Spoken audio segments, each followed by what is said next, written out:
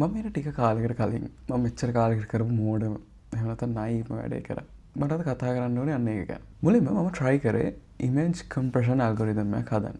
හැබැයි මේ algorithm එක run වෙලා ඉවර වෙද්දී end result එක උනේ කලින් තිබ්බ image එකට වැඩිය 8 ගුණයක් ලොකු image එකක්. මුලින්ම මගේ ඔළුව ඇතුලේ compression කියන idea එකක් තිබ්බේ වෙන weird විදියකට. ඒ කියන්නේ මම මේකේ surface එක විතරයි දැනගෙන හිටියේ.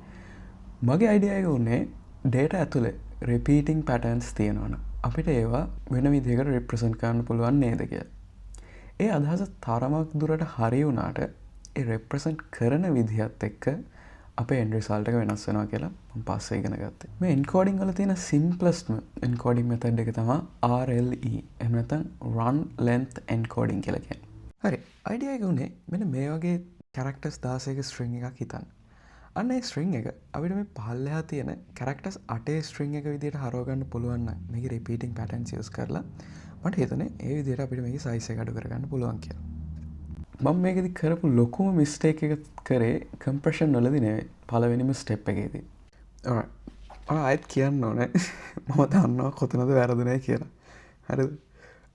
So don't judge me and obviously මොන හරි මට miss වෙලා තියෙනවා නම් comment down below. Thanks. හරි මගේ අදහස උනේ හිතන්න අපි image එකකින් කපලා ගන්නවා මෙන්න මේ වගේ පටියක්.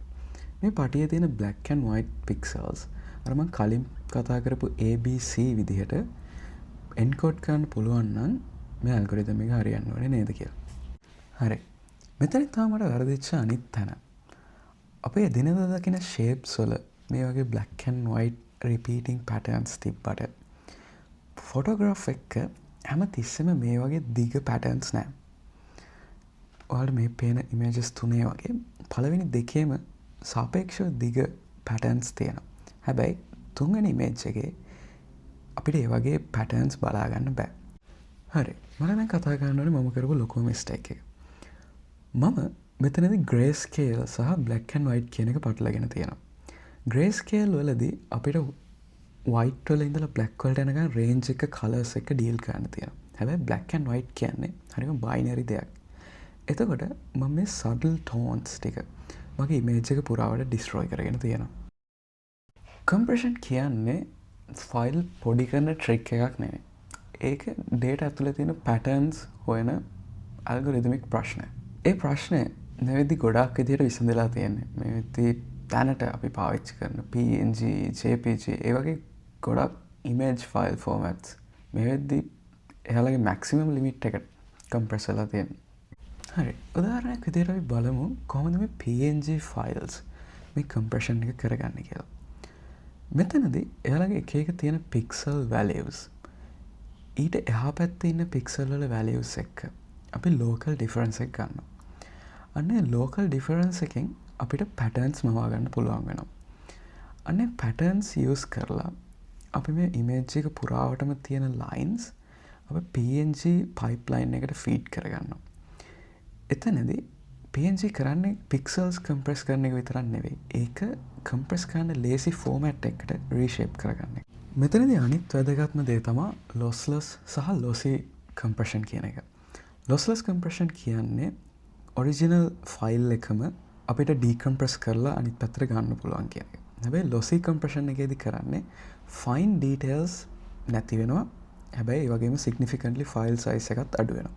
ඔයාලට මේ වීඩියෝ එක ෆලෝ කරලා කරන් ආව නම් ඔයාලට හිතා ගන්න පුළුවන් මම lossless compression එකක් කියලා හිතලා කරලා තියෙන්නේ lossy compression එකක් කියලා.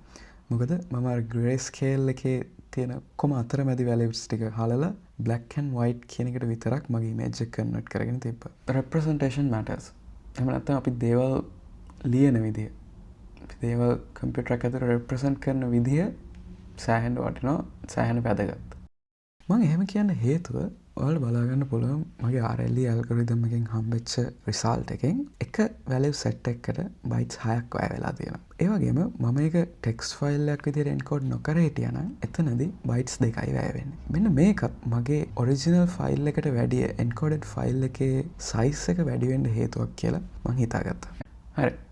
At the end of the day compress කරනවා කියලා කියන්නේ data ඇතුලේ තියෙන patterns හොයාගෙන ඒක efficient විදිහකට store කරලා තියෙන algorithm එකක්. එහෙම නැත්නම් mathematical ප්‍රශ්නයක්. මේ වීඩියෝ එකෙන් ඔයාලා මොකක් හරි වැදගත් දෙයක් ඉගෙන ගත්තා කියලා හිතනවා. එහෙම නැත්නම් මම කරපු මෝඩ වැඩේ ගැන hina වෙන්න හරි පුළුවන්. Hopefully I'll see you guys next week. Until then, bye.